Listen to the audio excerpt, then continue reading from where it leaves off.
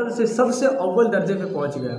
अब वहाँ की इंतज़ामिया कमेटी ने, जो वहाँ के हुकूमत थी, उन सब ने मिलकर ये फ़ैसला किया, ये जो डॉक्टर अहमद है इसे इस अवार्ड से नवाजा जाएगा, इसे नंबर 1 होने का खिताब दिया जाएगा। सारे वहाँ और बैरून मुल्क के भी डॉक्टर को बुलाया गया और भी वहाँ के डॉक्टर को एक सेमिनार का डेट फिक्स हो गया।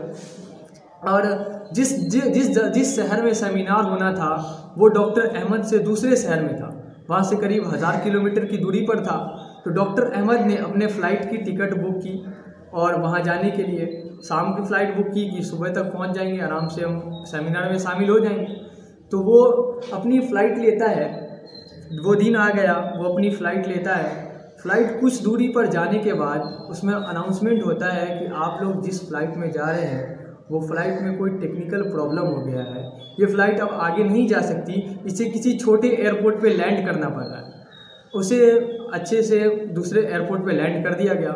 सब ने सोचा जो प्रॉब्लम है, जो तकनीकी ख़राबी है वो थोड़ी देर में ठीक हो जाएगा, फिर हम लोग अपने शहर की तरफ रवाना हो जाएंगे।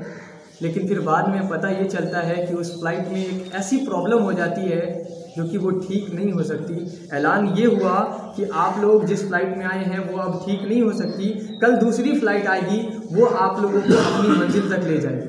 अब वो डॉक्टर अहमद वो शॉक्ड हो गया कि कल मेरे एजाज़ में प्रोग्राम होना है और कल मैं पहुंचूंगा ही नहीं तो मेरा क्या फ़ायदा, मेरे ही एजाज़ में प्रोग्राम होना है, मेरी एजाज़ में सेमिनार है।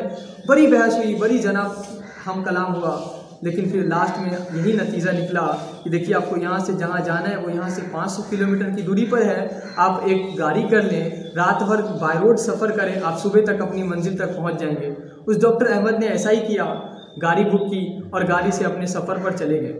कुछ दूरी चलने के बाद बहुत तेज़ बारिश होने लगती है, बड़ा ही तेज़ बारिश होने लगता है। उस बारिश की वजह से उस डॉक्टर ने एक ऐसा एक गलत कट ले लिया और वो अपने शहर से दूसरे रास्ते पर चला गया।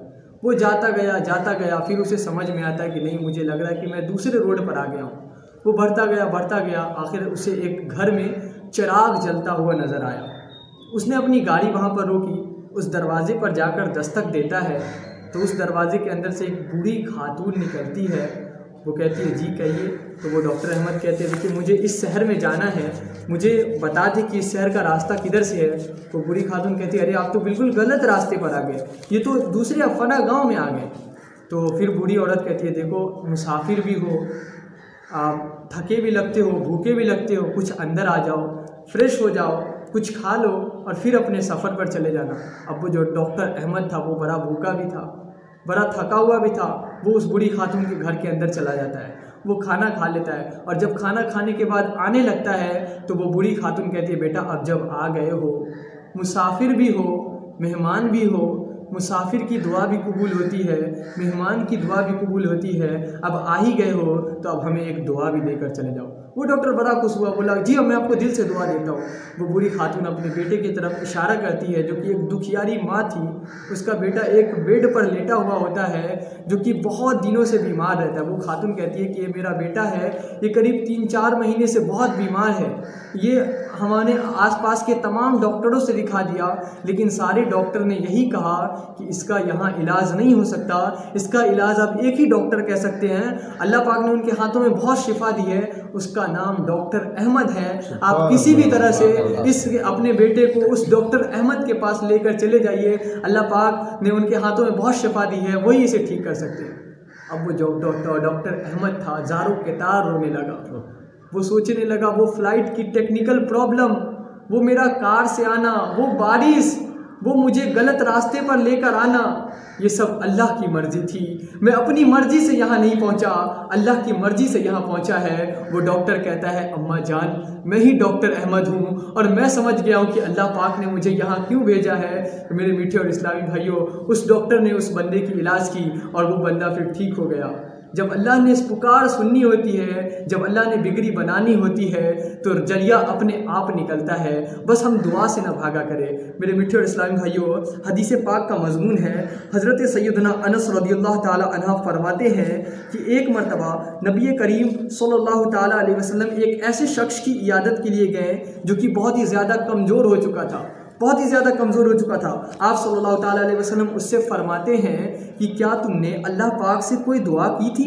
वो शख्स कहता है जी हाँ, मैंने ये दुआ की थी, ए अल्लाह अगर तू मुझे आखिरत में कोई सज़ा देना चाहता है तो वो दुनिया में ही दे दे। नबी पाक सल्लल्लाहु ताला अलैहि वसल्लम कहते हैं सुबहान अल्लाह, तुम इसे बर्दाश्त करने की ताकत नहीं रखते, तुम बल्कि ऐसा क्यों नहीं कहते, ऐ अल्लाह मुझे दुनिया में भी भलाइयाँ नसीब फरमा और आखिरत में भी भलाइयाँ नसीब फरमा और मुझे दोज़ख के अजाब से बचा। फिर नबी पाक सल्लल्लाहु ताला अलैहि वसल्लम ने दुआ की और अल्लाह पाक ने उस बंदे को शिफा दे दिया।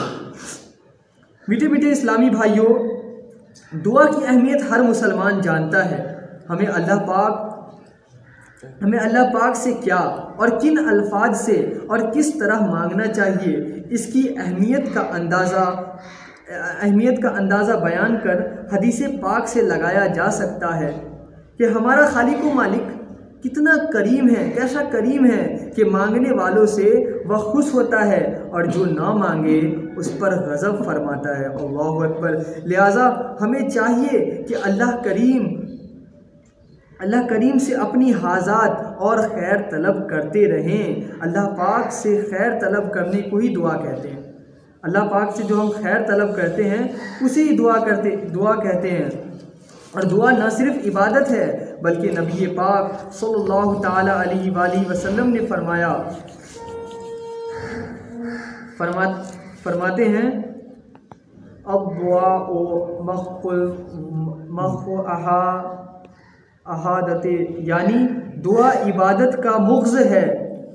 दुआ इबादत का मुग़्ज़ है यानी दुआ मोमिन का हथियार और दीन का सुकून और आसमान व ज़मीन का नूर। अलबत्ता दुआ के बारे में और भी फजीलतें मालूम चली। और दुआ एक ऐसी इबादत है कि जो इस बात का एहसास दिलाती है कि गोया बंदा अल्लाह पाक से हम कलाम कर रहा है।